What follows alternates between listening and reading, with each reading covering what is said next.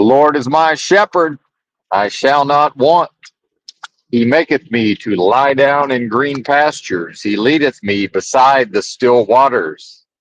He restoreth my soul. He leadeth me in the paths of righteousness for his name's sake.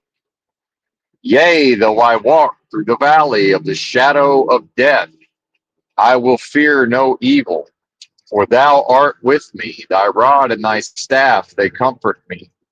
Thou preparest a table before me in the presence of mine enemies.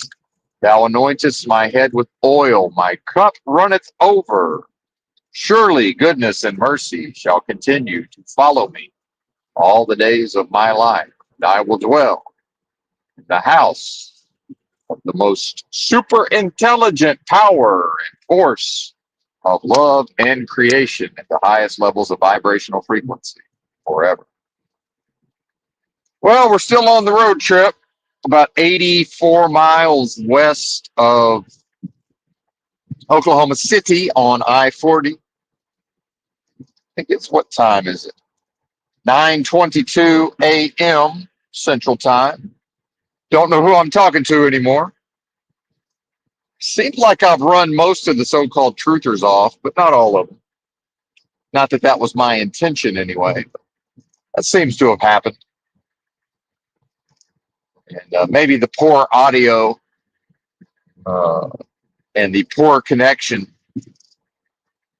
still using T-Mobile, have yet to switch to Verizon. I'm sure that will happen at some point. Anyway, I'm grateful that anyone would listen to my mouth noises and emanation. So thank you for that. Much appreciated. Thank you. Thank you. Not quite sure how far we're going to get today. I need a rest day. I'm going to have to take some rest. I'm feeling the trip so far. Some lack of sleep. Definitely. Hitting the road a little too early. Not sleeping in as late. I'm generally an early to bed, early to rise type of fella. And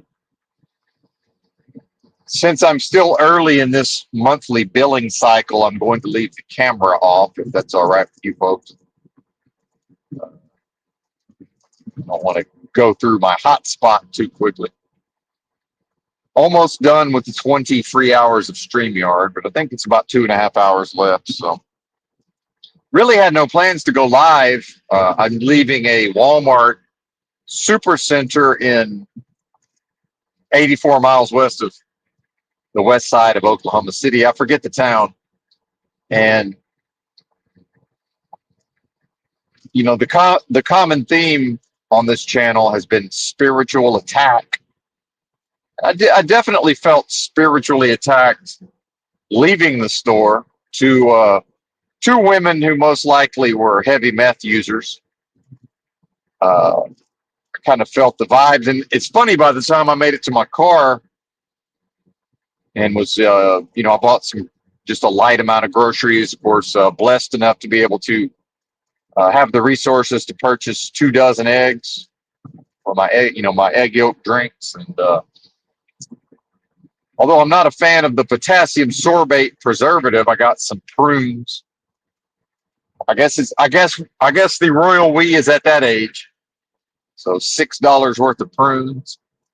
And since the canned apricots are not available everywhere necessarily, went ahead and picked up 2 cans of apricots to stay ahead of that game, and then filled up all 4 of my water jugs. So that was 42 cents a gallon. And Oklahoma is one of the few states, such as my home state of Arkansas, that still charges a grocery tax. I forget. Eventually, maybe they will get rid of it. I believe Arkansas is in the process of stepping theirs down to 0. What's up, Valpero? Haven't seen you in a minute. And again, I won't be reading the chat too much, but I do like to glance down from time to time. We're hypermiling. I've driven, let's see, 1,229 miles. I've spent a total, that's from Los Angeles. I've spent a total of $100 on gas in my 2012 Nissan Versa, and I have three quarters. Well, it indicates three quarters, but it's actually not quite that much. But let's not try to do fractional math in our head. Hey, there you go. 2 dozen eggs and 2 pounds of bacon. Look at you, buddy. I don't eat the bacon very often myself, but I'm definitely open to it. Uh, and probably I'm going to be back driving a big rig quite soon. So I don't know. Maybe I will cook some bacon in there. Who knows? Back to the spiritual attacks at the Walmart. I'll tell you how this manifested is that based on this true knowledge of self, unlocking the achievement.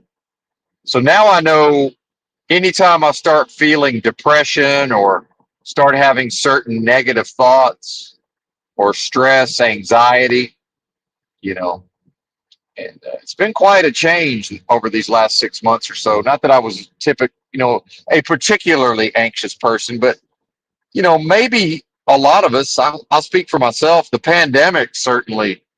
I'll admit to being oppressed by a demonic spirit of fear for a time. Actually, for a long time, which is strange because that was not my style historically. Not a fearful person. Uh, and then if people know about Chinese medicine, fear would typically be associated with the kidneys. And then what I've been working with lately is the large intestine, which supposedly has to do with grief and acceptance, or more correctly, probably a hampered ability to accept. So, in conjunction with these new technologies of proper identification, again, the uncovering of the perfected path that lies within, um, and then to walk that path in righteousness, El Perro. And I know I don't want to speak for El Perro, but I suspect that he would recognize the potential for an individual to express righteously. And this is one of the lies of Christianity, in my view. And I'm not putting the Christian religion on anybody, especially not El Perro. Uh, I myself am not a Christian, but especially the Gospels of Jesus, I've found to be very, very beneficial, and that continues. I continue to learn and be taught many lessons in conjunction with John chapter 14, verse 26. The Comforter, which is the Holy Ghost, I'm paraphrasing, will be sent in my name and teach you all things and bring unto your remembrance. And in my world, and at a certain point in this spiritual development years ago, I realized that, in fact, a lot of these tools and practices is involved in a return to the state in which I entered into this realm, entered into this matrix via my mother's womb, another word for matrix, and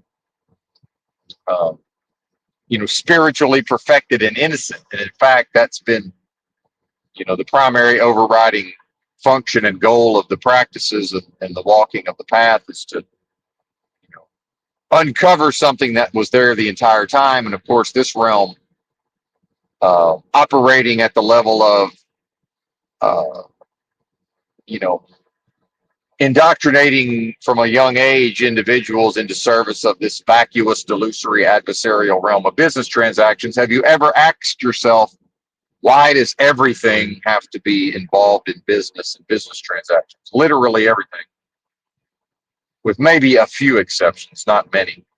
Pretty much everything's a business, including you, perhaps, the listener, on some level. As in seeking to return to truck driving, many of these companies pay on a 1099 contractor basis, but a lot of them want the driver to form a corporation or an S corp or an LLC or whatever. Pardon me. And apparently under the convoluted tax code, right? Under the convoluted tax code, drivers under 1099 are able to claim a bunch of write-offs and, basically keep, most of their money. Imagine being able to keep one's own money, right? Still trying to put on weight. Cancer free. All right. Congratulations, El Perro. El Perro officially cancer free. Free. Glad to hear it. Well, I have no idea if I had cancer, but if I did, I'm pretty sure mine's gone too.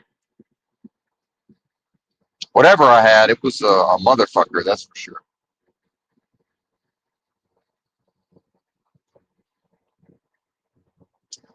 And let me know if I'm losing connection because I have no way. StreamYard won't let me know unless I completely drop off of the StreamYard. So if I start borging, I might have to switch phones maybe.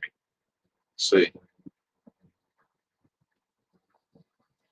Here I am going 60 and 75 and there's not really traffic and it's just because everybody's on their phones, I'm holding up the whole road. It's all being held up. Go, go, go. Keeping America moving.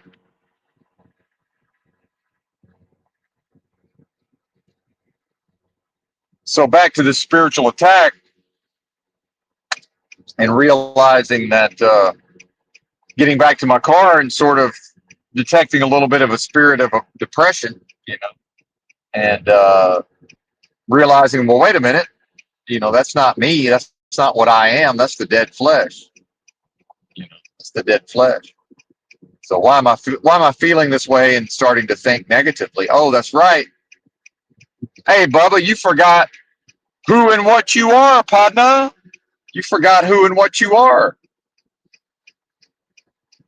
So, bam, proper identification. It lifted the depression and the dread. Immediately lifted. Right? What a blessing. Well, what I am is the blessing. That's again unlocking the achievement of true knowledge of self, but with no desire try to transmit that to another person. That's either inside of them or it's not. I'm not in charge of that part of life. That's not, or death, more correctly. This death. I think to call this experience death is way more uh, accurate than to call it life. Right? That's a breakfast cereal. Mikey likes it. Little 8-year-old Mikey, having the system going to be ran through by the system by the time he hits my age. Of course, he's older than me. Kid from the TV commercials. That's how that works. Sacrifice to Moloch's machine of industrial and post-industrial society. And so really, that's the main reason I went live is just noticing, entering into one of the country's most artificial environments known as the Walmart Supercenter, also one of the most surveilled. And I'm convinced that they run social experiments, like Nazi-style social experiments, with all of that equipment and technology they have going on. Some of the most waking dreams, surreal, unreal experiences of my life have occurred in either inside a Walmart Supercenter or in the parking lot. So many, too many to name. Oh, does it? Well, I don't remember that. I'm gonna have to go back and watch some of those commercials, Mark Basket.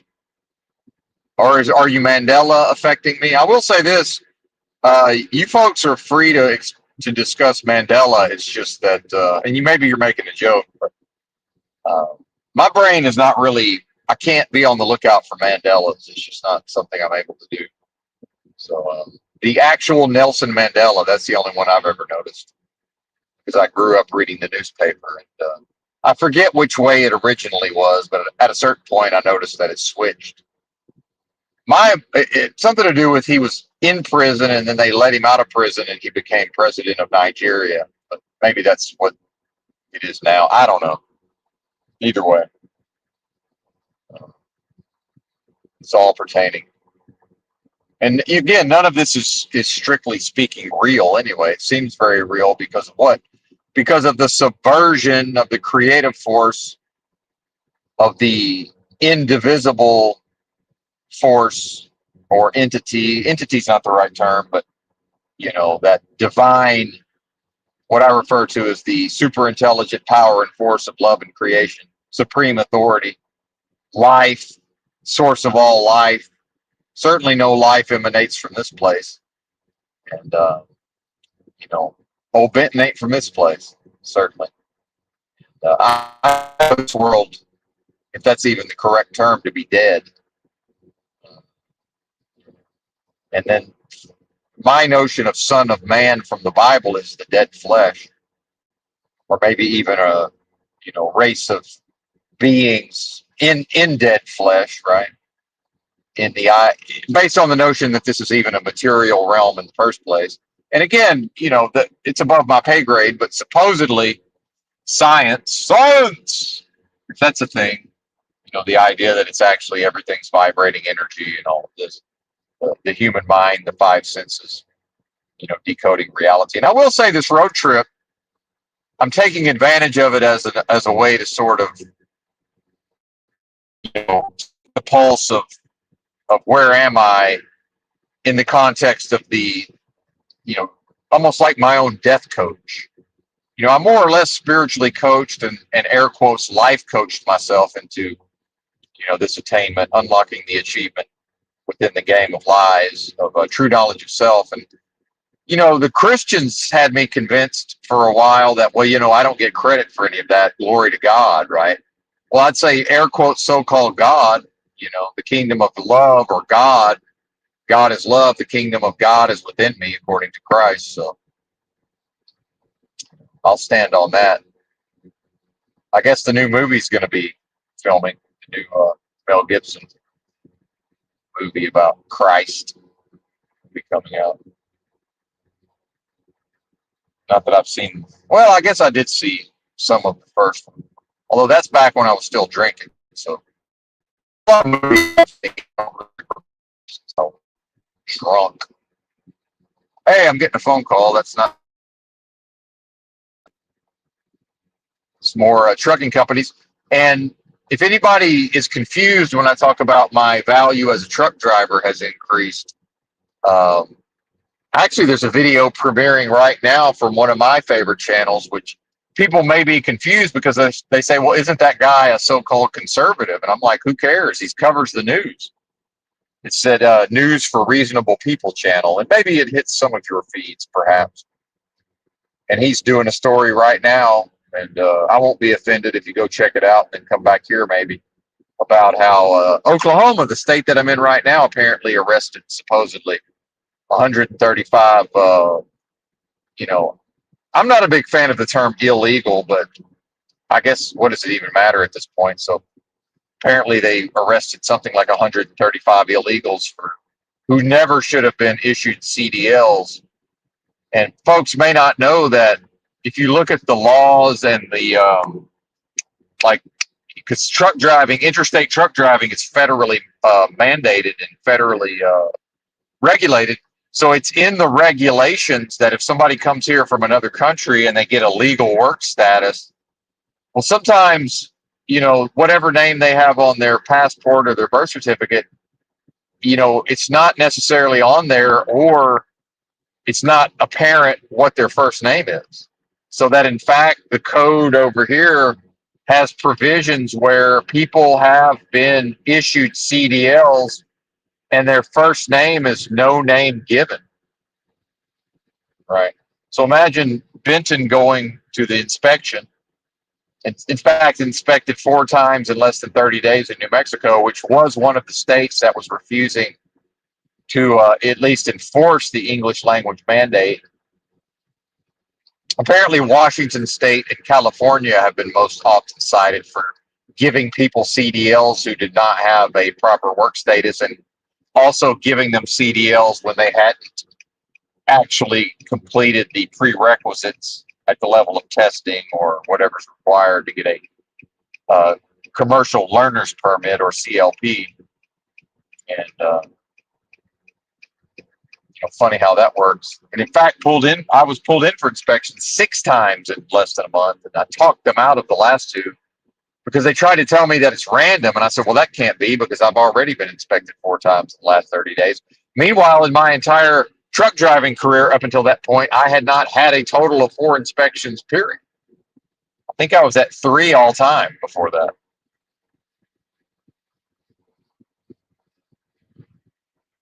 And I'm not particularly bothered by these dynamics necessarily, except then all of the foreign labor and making it so easy for them to work while simultaneously making it hard on me, right? I went through, a pretty extensive process to even get a CDL and then to be trained, with my first company. And, it was looking like I was going to have problems even getting employment this time around. And I do think a lot of that was attributable to the foreign labor. And then with these crackdowns, whether or not that's actually happening, to announce a thing on the news is different than it actually happening. As we know, folks, conspiracy theorists or folks in so-called truth community would understand that announcing a thing and actually doing a thing are two different. Those can be separate, but uh, so the native-born English-speaking white folks and black folks, our value has increased certainly. And I've noticed the couple of people I've had phone conversations with, it's like they're trying to play hardball with me. And, this goes back to the spiritual attacks and the testing nature of the realm, because I had like a 45-minute phone interview. And afterwards, I was a little disgusted with myself because it's almost like I was begging for a job that I didn't even want in the first place because it was a W-2 job. And I'm trying to not pay taxes if at all possible. And, not form a corporation. And I don't file anyway, so fuck them. Come get me, coppers. Come get me, feds. That's not a challenge to say, I don't think you're going to. And while the government is cracking down on foreign drivers, why would they crack down on me? For what? Having the audacity to receive what will be somewhere around $18 an hour, no overtime. Actually, see, it should be time and a half after 40 hours. So it actually should be way beyond that. So I'm already working for a reduced wage. Why wouldn't I be able to keep all my money? Isn't it my money? Isn't my labor my property? Do I owe this world of death and game of lies anything? Is it possible for a symbolic representation of supreme authority and manifesting truth and love and creation? Symbolically, is it possible, that force, how could it ever be indebted to a world of death and be a games of lies? Only by bowing down to something that's lower than myself. And, the dead flesh is going to be somewhere. It might as well potentially be in segregation in a federal prison, right? Maybe I'll join the monks that supposedly sat cross-legged or in the lotus and left their body after having doused themselves with gasoline and then lit the match. The famous images from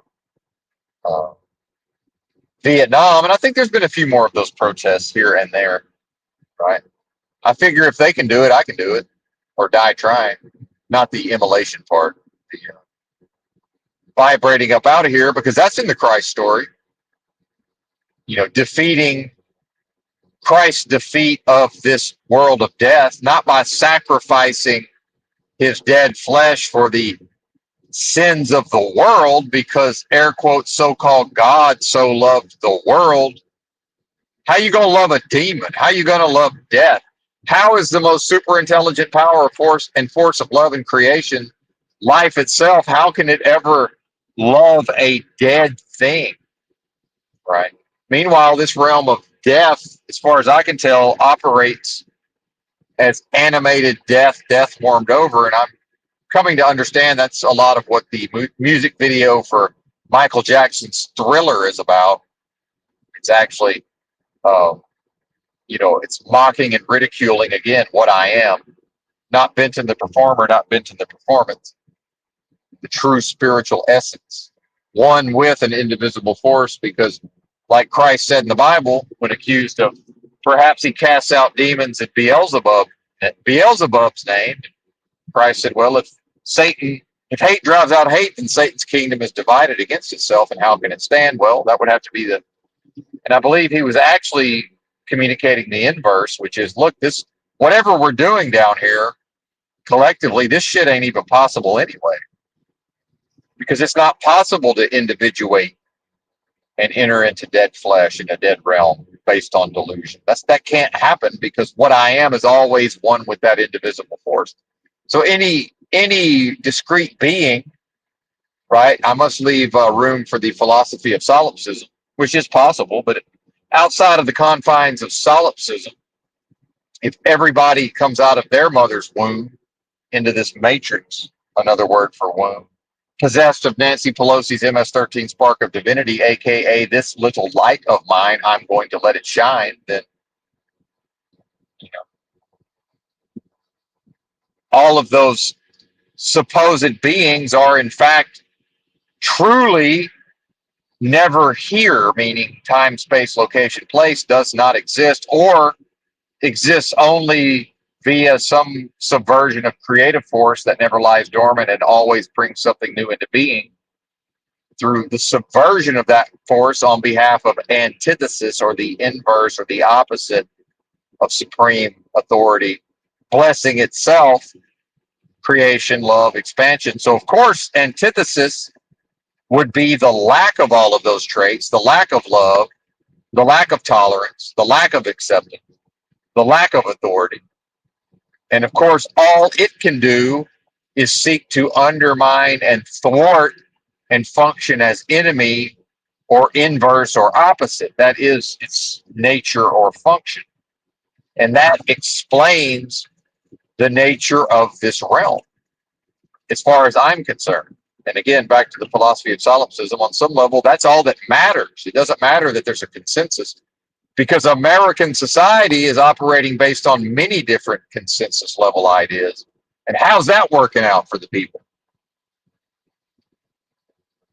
How's that working out? Well, in fact, real quick, since I glanced into the chat, California is not necessarily doing what you suggest in the chat. The feds are in the process of forcing them and coercing them into doing that. And also, as we know in this realm, as just described, what typically happens is it's never one thing or another thing. It's always multi-layered and multifaceted. So that's part of the interplay of the war of words between Trump and Newsom, who, you know, is probably the most likely to be the next Democrat president. I'd say, but, and there will be another Democrat president at some point, like it or not. They can talk about Trump dictator all they want. So it's an authoritarian dictatorial government. You know, what's the difference? The government is authoritarian and dictatorial. So yeah. Now what we're looking at is, I read an article on Stream recently, commenter, about how California's had proposals for years now to break up into multiple states, because in the Senate they only get 2 representatives, but based on, you know, population and based on economic might, they're very underrepresented. So if California could split up into multiple states, then, you know, they could potentially wield greater influence.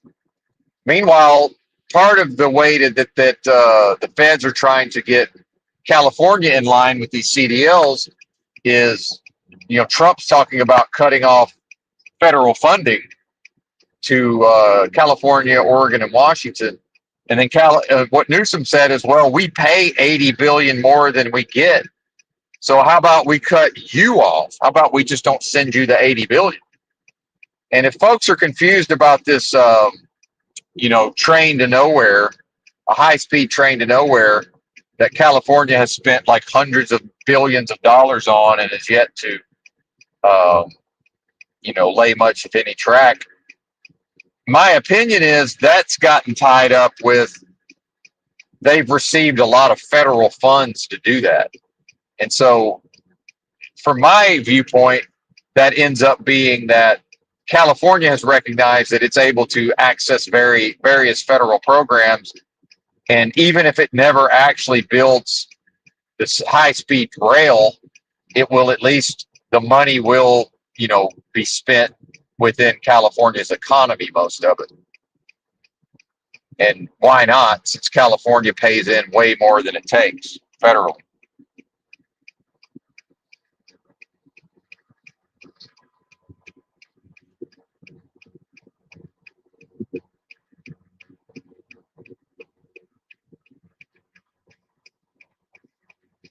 But yeah, the government's going to do whatever the corporations need it to do, and increasingly when you have a native born population, and I'm one of those people, when you have that happening increasingly, then what that leads to is at some point they're going to have to figure out how to get me back in the workforce. And then remember, it's also the transition.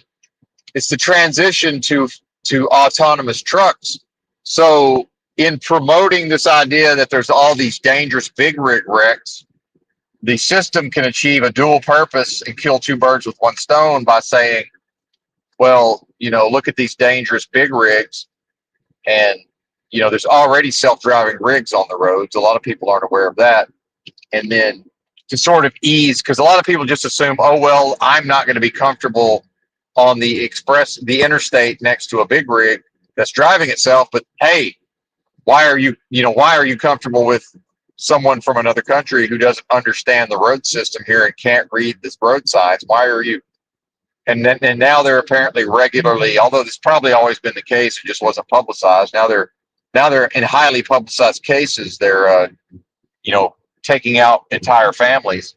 Meanwhile, you have scumbag native born people, mostly white boys. I hate to say it, mostly white boys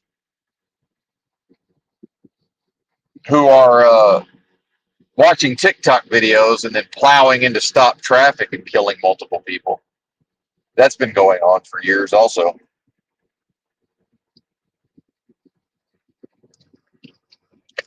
And then, politically, the political theater around pretending to be tough on immigration. Meanwhile, I talked about Bill Clinton was the only president in modern living memory to balance the budget.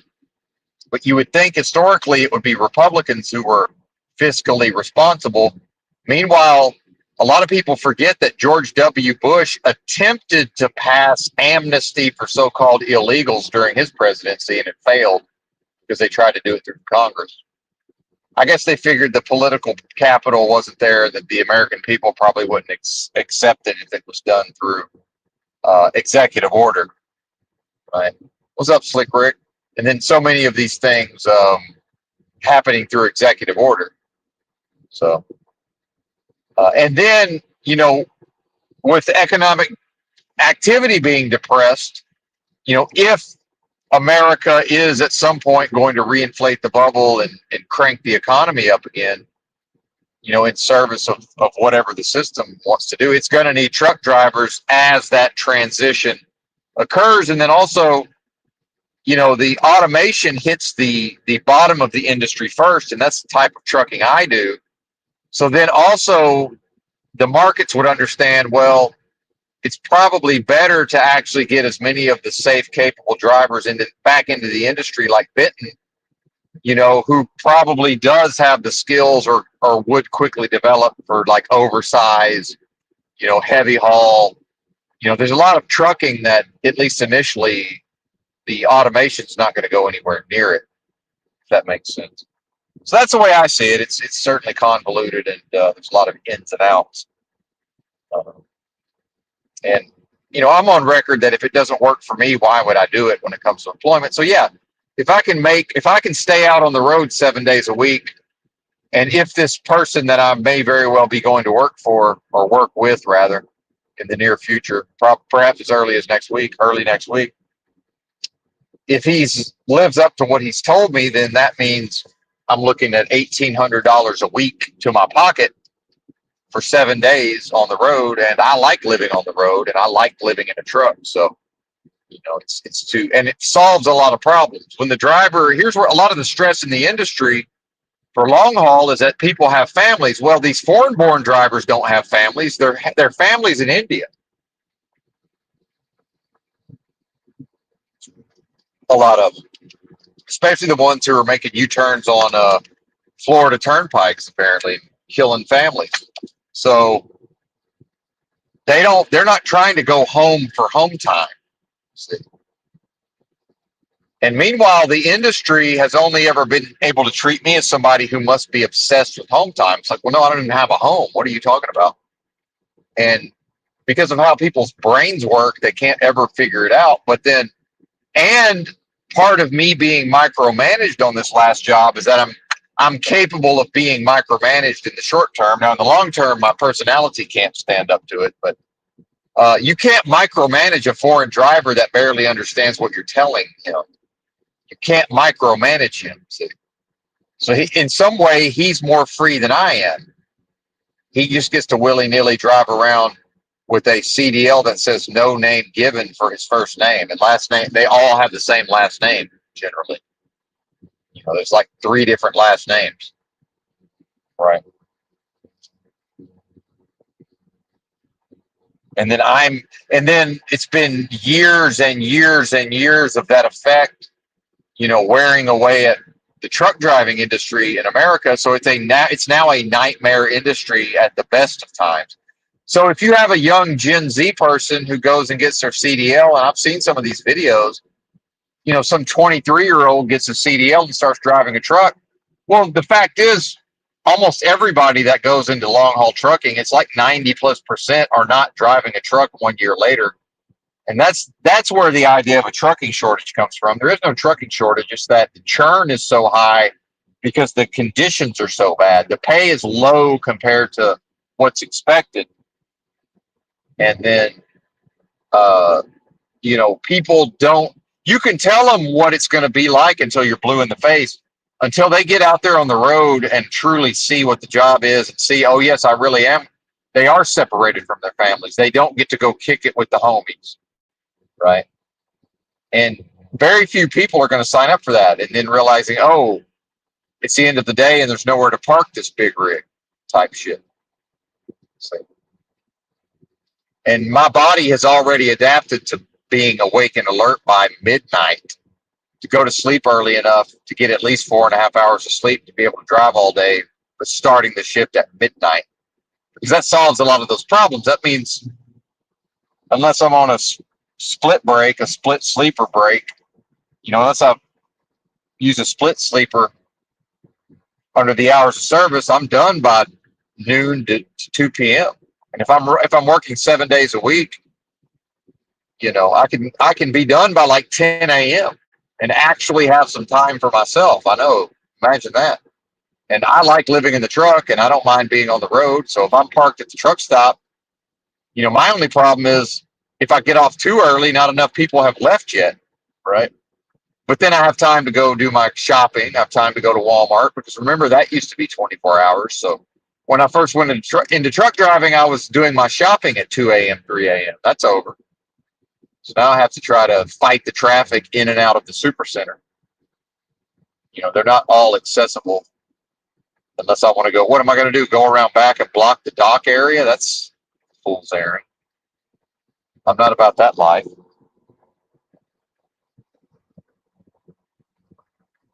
And so what needs to be dealt with and overcome just to work the job it's a lot, man. And then sometimes there's just no choice. The driver has to try to find parking at 5 p.m. when everybody else is trying to find parking. And that's, if you're in the Northeast, it's 2 p.m. You got until about 2 p.m. to get parked, and then you better have money for some paid parking if it's available, if that's not full yet. Otherwise, I don't know what you're going to do. Maybe find a $150 a night hotel that has truck parking. If you think the company's going to pay for that, good luck to you. They're not. Unless the truck breaks down, maybe. Some drivers will fake a truck breakdown. Guess who never does that? And, you know, my own honesty and integrity should be a benefit within the industry, but really it's not, because, you know, this system of things will never honor, you know, symbolically what's represented by my performance by Vincent's performance of honor, integrity, and honesty within his job, right? You know, that's never really quantified or yeah. And I told this guy, this last guy that I think is going to let me work with him. I said, I could pass a background check. I don't have anything on my criminal record. You can give me a high value load, and there's he knows what that means. It's never going to be, oh well, Benton dropped the trailer at the fucking truck stop and then went to the grocery store, and then surprise, surprise, somebody pulled in and hooked up to it, took off with it, right? Well, more often than not, that's somebody that the driver knows and the driver tipped them off, that type of thing. And actually, there's been times that I wanted to drop my trailer at the truck stop and bobtail because I had enough time to a grocery store. And I said, well, I better not because it's Memphis.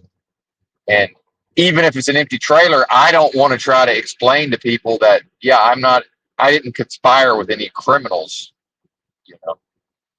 I'm not trying to explain myself, right?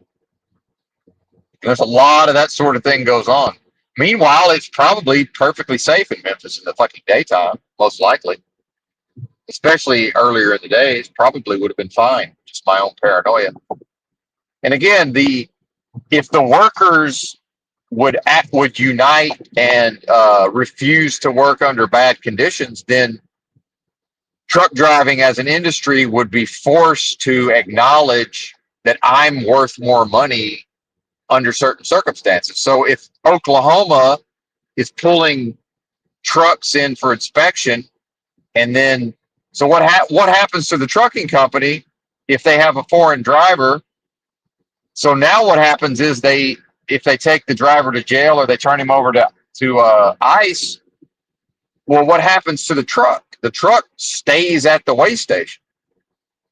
Or if he gets pulled over on the side of the road, a heavy wrecker comes, impounds it, and it's thousands of dollars for the tow. And then by the time they send somebody to pick up the trailer, it's in the rig, it's thousands of dollars, and potentially paying somebody $1,000 or more to go recover the equipment. This could easily be $10,000 easily to a company for employing a foreign driver if that driver is not allowed to freely travel the entire country. So then I've been looking for jobs recently, and I'm telling them, well, I don't want to go to the West Coast, and they're like, why not? And like, I prefer not to. But at a certain point, I just said, hey, I'm not going there. What do you want from me? I'm not going to California, Oregon, or Washington, or Wyoming. Maybe Cheyenne, but I'm not going all the way across motherfucking Wyoming to get there. But at the same time, I'm also not going to get arrested or turned over to immigration because my CD, it turned out my CDL or my work status can't be verified, right? That's not going to happen. And I understand, passing me off as a proficient in the English language, if I'm all shucksing and if I'm in my native tongue, that's not necessarily completely true. But overall, yes, I am proficient in the English language.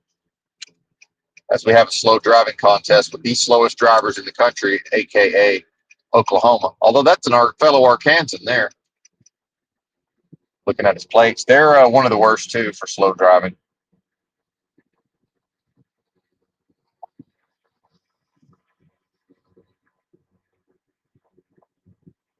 No, absolutely not.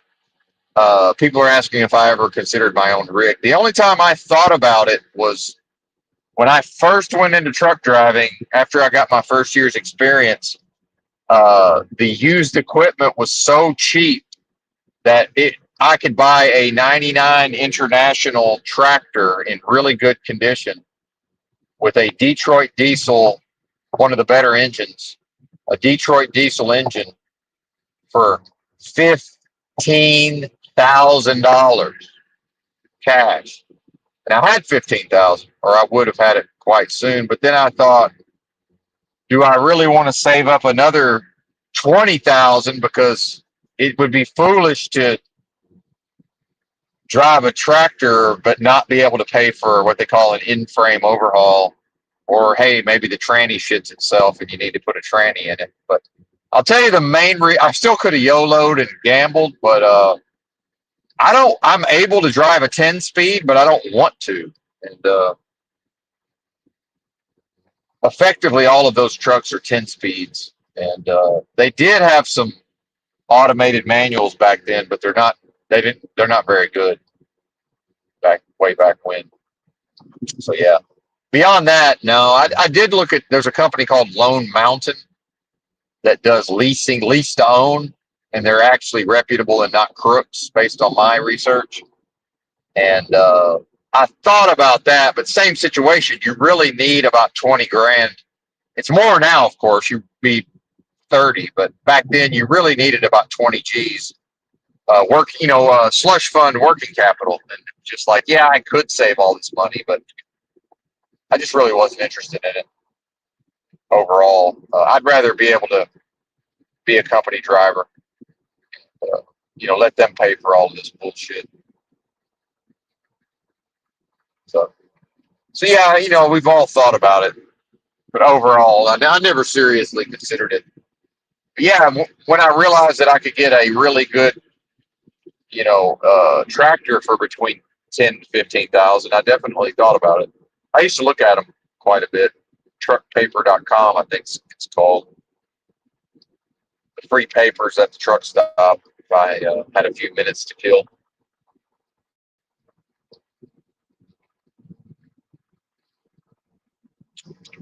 Type shit. So,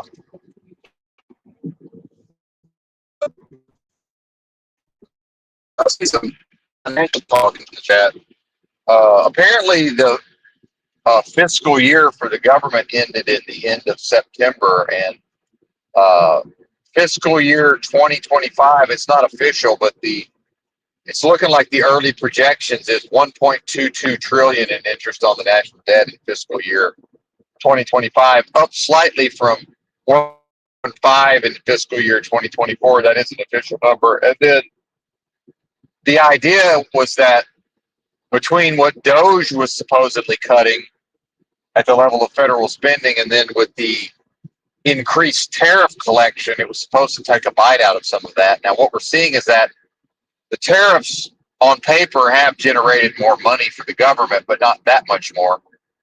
And then, in fact, it's now looking like Doge cuts, was all basically absorbed by, of course, more government spending, because that's what happens. And I would say it's really not even possible to cut government spending. Definitely not under a Republican. Whatever Clinton did, whatever hocus pocus happened under, not that he did it, but whatever hocus pocus supposedly happened under Clinton, um, who knows how real or unreal that was. It's all unreal. Again, waking dreams, surrealistic unreality must always be solved for and reconciled, as we know. So, and I will say I'm going to be doing some e-bagging, and I hope folks are not offended by that.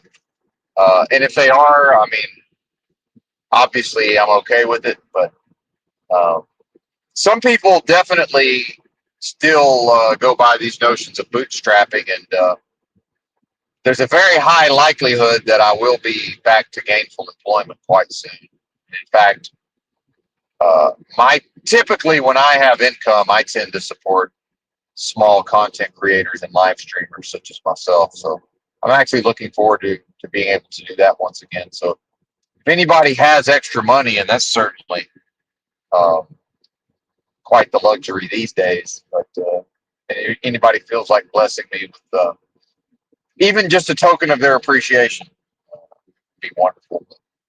I'm pretty sure I've got enough gas money to make it to Chicago. And let's not forget, Los Angeles to Chicago, that used to be Route 66. Although I think yeah, it went through Oklahoma City, right? I think so. Trying to remember, or did it go down? I don't really know where the northern portions were exactly, but I think it was Oklahoma City. Either way, it's down there in the description. If not, no worries, no hard feelings. But I would err on the side of the few people who are willing to listen to me live. Shout out to Replay Crew if anybody feels like supporting. That's cool and is able to, of course. If not, and if I have to, here's the thing: is whatever I need will be provided.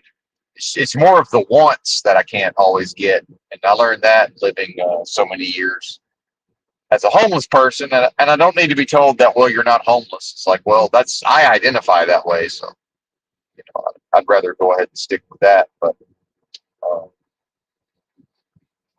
I found, especially before truck driving, I found that while I most of the time did not have the resources to get what I wanted all the time, or in fact most of the time, I was always able to get whatever I needed, and it reminded me of flying a sign in Austin, Texas in the winter when it was quite cold, and flying a sign that said "Need stove fuel." And it took a couple of hours, but I ended up getting the $5 or $6 I needed to buy fuel for my stove to be able to boil my water for hot drinks. Makes a big difference in the cold winter, right? And it would be nice to maybe wash my clothes before I go back to work. Well, really, what I'm hoping is to be able to afford to uh, get my DOT physical. My physical expires end of next month, so I'd really like to get that done. But either way, I can just do it on the road. It's more of a hassle, but as long as and here's another thing: there's never a guarantee that this guy will actually pay me on time, right? It's all up in the air until the direct deposit starts hitting the account. You know. Now I've been fortunate that I've never worked for any company that failed to pay me on time. Uh, And I certainly, if I don't get paid, the rig doesn't move. I can assure you of that. Some of these drivers will get bullied and sort of lied to into, they won't get paid for like a whole month, but they'll keep working. It's like, nope, my pay doesn't hit on payday. We ain't moving. Or maybe it'll be Saturday and I'll be driving and be like, hey, what's up with my pay? Where's my pay? You know, because maybe I'll drive it to where it goes to. I'm still not delivering it until they pay me. It's like, oh yeah, where are you at? Hey, what's going on? No, I'm here. Just waiting for my paycheck so I can deliver this load. What do you mean? We told you that was a mix up with such and such. Hey, that ain't my problem. Y'all better get an EFS code. Oh, well, that's only does up to 500. You better get two or three of them then. I don't know what to tell you. Y'all got to pay me, Jack. Oh, well, what if the appointment gets missed? What about it? I don't know. What about it? I don't work for free. That's a violation.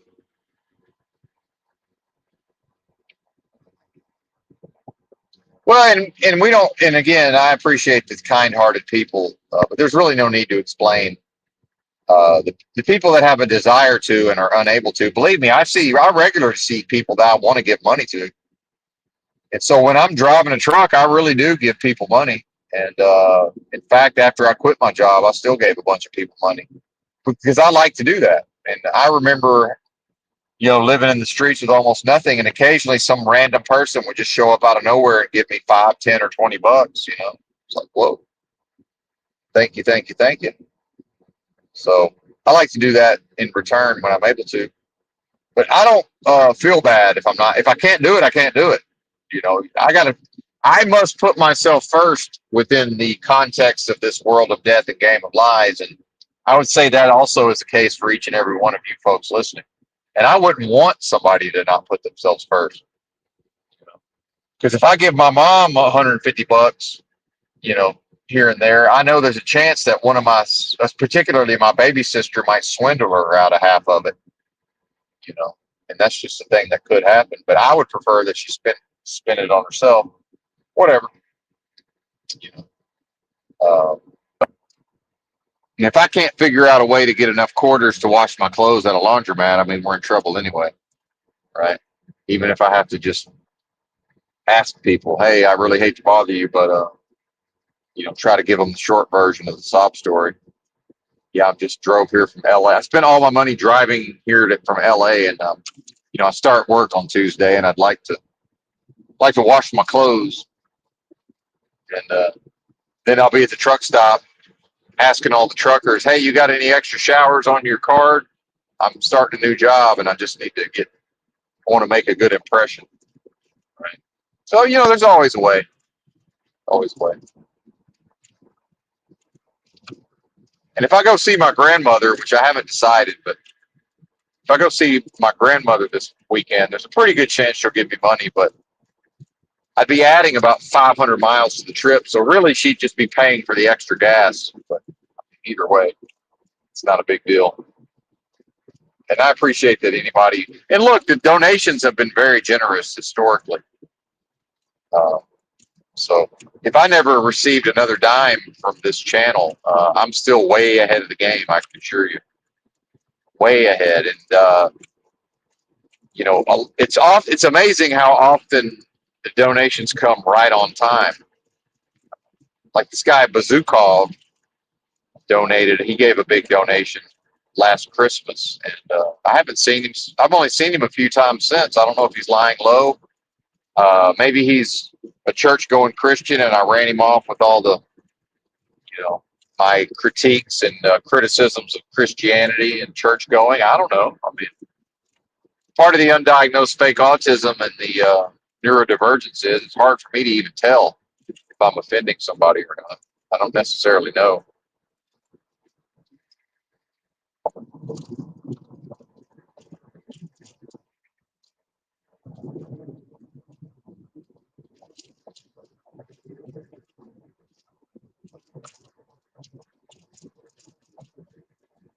And back to the adversarial nature of the realm. So since I'm going so slow, uh, a big rig caught up to me, but in the slow lane, but then in the fast lane was some guy driving a pickup truck. So here's the adversarial thing: is the guy in the pickup truck intentionally blocks in the big rig so that the big rig has to slow down because I'm in the way, and that makes it easier for the pickup truck to pass the big rig. So that's what I mean by adversarial. They could be working together, but instead of working together, they work. The one guy takes advantage of the situation. So yeah, and that's something I've never liked about society is these adversarial functions that it's just there's really no reason for it other than somebody is doing that out of their own convenience. And it's bullshit on some level. It's fucking bullshit. Believe me, I understand economically, and in fact, when I was regularly flying a sign, as they call it, standing on a corner somewhere with cardboard, and yes, I've done a lot of that in my life, a lot, or this death, more correctly. And folks can choose to view me some type of way. The reality is, when I was able to get day labor, I was happy to work day labor, and I've done it many times. I've stood outside the Home Depot with the Mexicans many, many, many times in Austin, Texas. So ain't no, I don't have any guilt there. Not that I would anyway. Some people want to give, and I'm not saying that people here don't. I'm saying that, if I want to give somebody in need $20, well, in a way, I'm dependent upon somebody who needs $20. And the culture I was socialized in, everybody had a level. They had a notion of Christian. They call it almsgiving in Christianity, but it was considered shameful to be a receiver of charity. So one of the earliest spiritual concepts I figured out when I was still a child or a young person, before I ever, lived that way, accepting alms or donations, was I realized, well, how can we have an entire society of people who have an actual, real desire to freely give, but nobody will freely receive? Meaning, now they're not able to give because there's nobody who will take on the shame of receiving. And in fact, some cultures have had a concept of a sin eater, so that when somebody's loved one passes away, a meal is prepared, and that's like metaphorically that's supposed to symbolize, their unresolved sin. And then somebody who's so low in society will show up, who's number one needs a meal and will eat the food, and then oftentimes in exchange for other offerings or gifts. If that makes sense. So this is sort of a thing anyway, realistically, in a way, although that's attached to a different form, right? Somebody passing away, or I know I talked about the Christ story earlier, but vibrating up out of here, right? Kind of showing the way, but not in a death for death. The idea of Christ dying for sin. Well, if the wages of sin is death, that means sin is dead, right? So if sin is dead, how can Christ die for something that's dead? That doesn't make sense. That's death driving out death. That's a kingdom divided against itself. That doesn't make any sense based on what Christ was supposedly about. So the sacrifice, so called, it has to represent something other than, to redeem dead sin. That doesn't make any sense. There is no redemption for death. That's its nature. It's dead. It never knows life.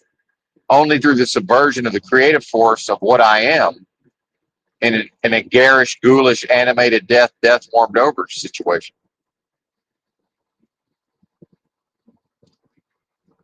Oh, look, Bob. Baba Street Shitter, Tajid in the house. A rare appearance by Baba. Who's your daddy? Apparently today it's Street Shitter Pajit. So my apologies for not recognizing you earlier, sir, and your contributions. Shitting up the chat, perhaps, although I'm not able to. I see the word NASDAQ. That's about it. I'm not able to really make out any of the other words right now.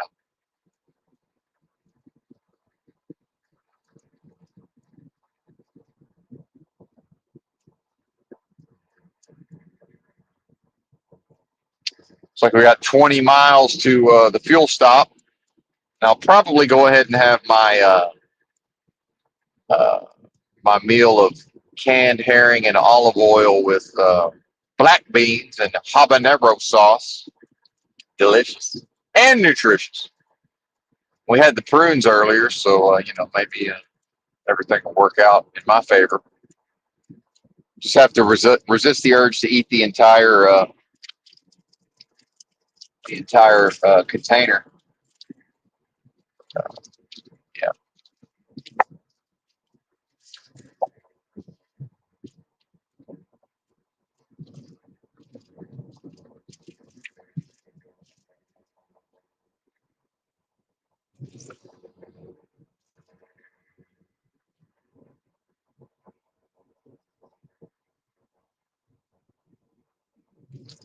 Yeah, massive debt. Yeah, I hear you, mindful exposure. I hear you. Of course, the rich folks, they just write that shit off. It's us commoners that are expected to pay our debts as a moral imperative. And the best example I found of this is that Dave Ramsey, because when he's talking to individual Americans, he's all about, well, you owe that money and you're obligated to pay it back. But then he also has a channel called Entree Leadership where he counsels business people. And when they get in a bind, Dave, in order to give them advice on how to untangle a mess, Dave will start saying who to pay back and who not to pay back. And I heard one time it was like some sort of contractor where he was doing these big projects, remodeling homes or whatever. And so he was operating it as a Ponzi scheme, whether that was his intention or not. So he was getting these big deposits on these jobs, and each job was getting larger and larger and larger, and that's the Ponzi scheme. So eventually, he got a deposit 125,000 in cash to do a $250,000 of work on somebody's residential property, whether they lived there or maybe it was an investment or whatever. And so Ramsey's, trying to tell him how he can maybe keep his company from going under. And the first words out of Ramsey's mouth is, well, they're probably going to sue you and they're not going to be happy, but clearly those people they're not getting their money. The 125,000 in cash, and those might just be regular old so-called middle class, hard-working people that trusted somebody, an American business, and said, "Here's your 125,000," and because oh well, we're so busy as a business that we're booked out 3 months, so we have to have half up front in cash, right? Which I'm sure that's true, but then let's just say these people do the best work in the area. That doesn't mean that they run the business properly. Those are two separate things, right? So Dave Ramsey, he would perhaps, what if the people went into debt? What if they took out a loan to give the 125,000? Well, he'll tell them, you better pay that loan. He said, you better pay that. You owe that money. But he won't tell that to the business. He won't say, well, yeah, you got to do whatever, you got to pay them back even if you go out of business. He doesn't say that. He says, no, clearly you're not going to be able to make them whole, if ever, but certainly not anytime soon. He said, you're too worried about the vendor that you buy most of your building materials from. You got to go kiss their ass and hope that they keep supplying you with building materials so that you can actually finish some of these jobs. And then he said, you got to stop taking these cash deposits, and what you got to do is find small jobs, because this guy blew up into big jobs before he was ready. He said, now what I want you to do is go take as many quick, easy jobs as you can, and we got to get money coming in, right? It all makes sense, but see, the business, there's no moral imperative. There's no, well, I gave my word, Dave, and Dave's going to say, well, you got to keep it's not worth it to go out of business over your word. But when it's an individual human, it's, well, you gave your word to a business. So the business is considered sacrosanct, but the individual is treated like a lowly, wretched, sinning piece of garbage. See, isn't that funny? In the vacuous, delusory, adversarial realm of business transactions, where on some level everything is rooted in business transactions. See.